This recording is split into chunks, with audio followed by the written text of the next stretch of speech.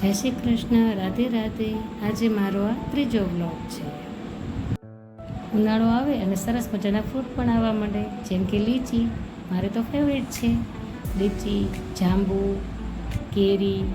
તો જણાવો કમેન્ટમાં કોને આમાંથી શું વધારે ભાવે છે. ઓકે, આજનું મેનુ હતું ભીંડાનું શાક.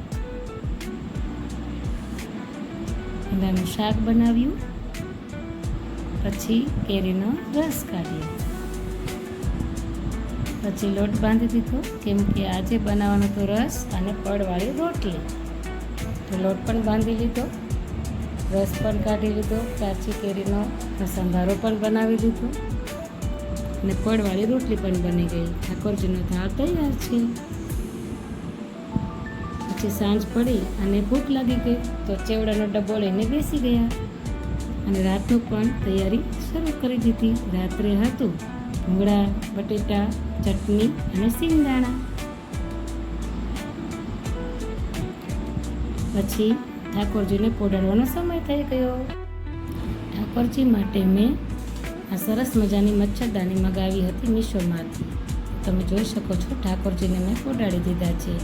મારો વિડીયો સારો લાગ્યો તો લાઈક કરજો, શેર કરજો, સબસ્ક્રાઈબ કરજો. જય શ્રી કૃષ્ણ, રાધે રાધે.